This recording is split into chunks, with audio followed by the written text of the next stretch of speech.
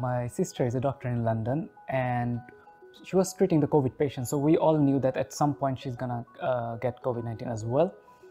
But what we didn't expect that she would get it really early on, and she was one of those worst cases that she couldn't even walk from her bed to the bathroom without losing her breath. And I had video calls with her and I saw her really suffer. She couldn't breathe, and that's when we thought that something has to be done. We cannot just sit at our homes and work while the world is suffering so bad. Almost 250 million people lost their jobs because of the pandemic.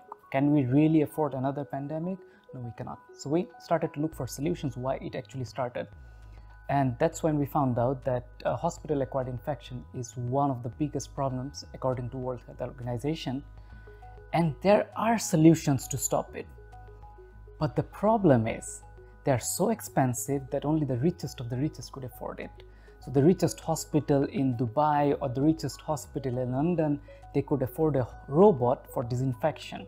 Their costs start anywhere from 60,000 euros per robot.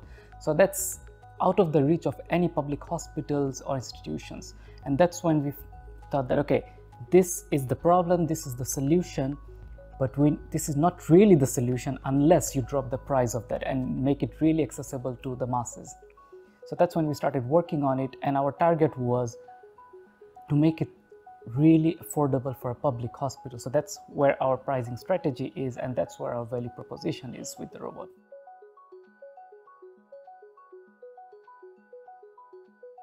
I get this question asked quite a lot. What's so innovative about this product? And I was like, there's no innovation around the product. The product is simple. The innovation is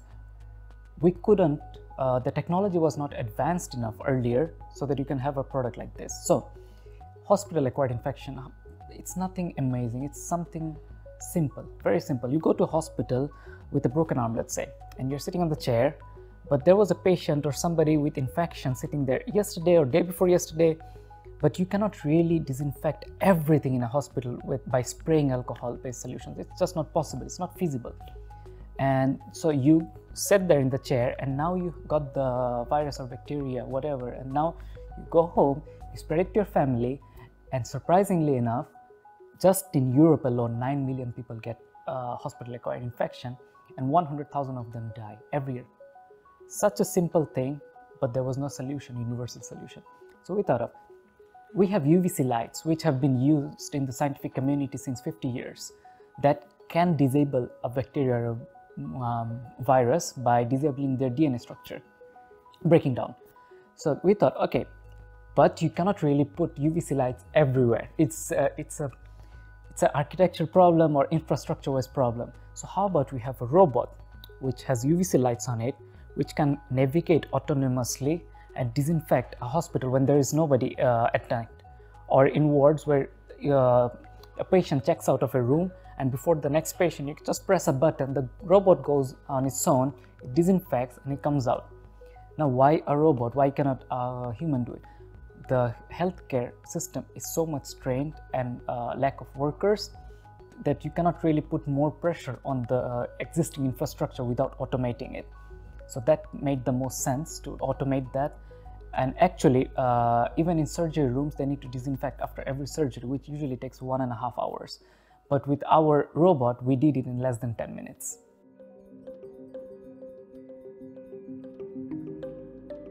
Well, the most incredible story that we tell everyone internally, or let's say to our investors, that when they ask you, how did you get into this industry like robotics? And what I tell them is out of necessity.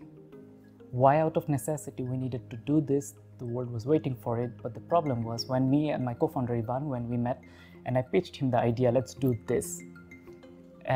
We met in a park, and 30 minutes later, we were like, yeah, let's do it. Problem was we didn't know anything about robots. Nothing, nada, from where to start. The first thing we do is go to Google how to make robots. That's literally the first thing we did. And that was exactly 1 year ago. So in 1 year, we basically learned everything about robots in less than 3 months. So we bought a lot of books, we studied that, we learned how to build them. Then we made our first prototype, which we tested.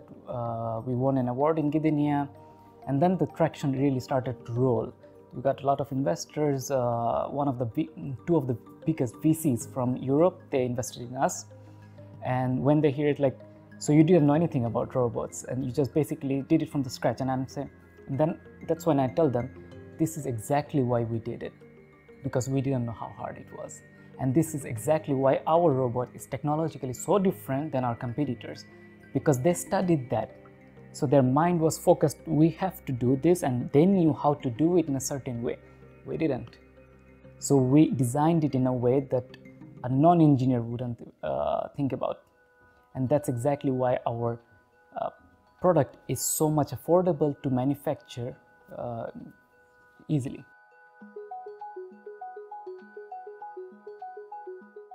So we started working on the prototype in August, and I was still working in another company at the time as a software engineer.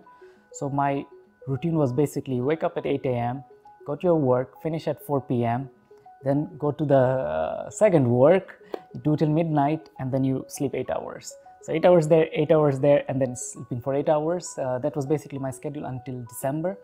We received our first funding from a VC in Spain, Think Bigger Capital, in November. So that's when we could afford to pay ourselves basic minimum salary so that we don't have to worry about our bills. So I quit my job, which was a very nice stable job, and then jumped into this this venture.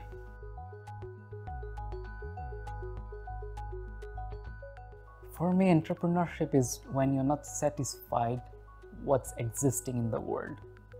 You are not satisfied with how things are done.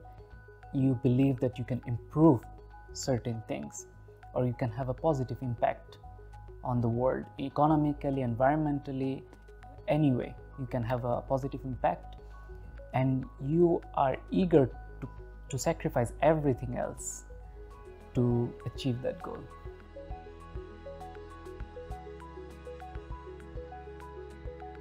This is an advice in general that I got from my mentors as well.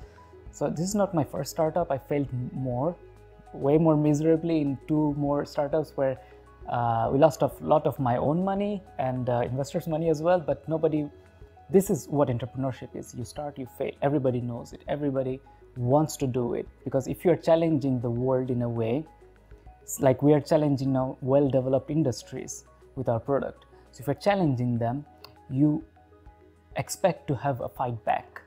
So you're gonna fail. You're gonna fail miserably. What most important is not to repeat those mistakes. Make mistakes. Mistakes are amazing. Just never repeat them.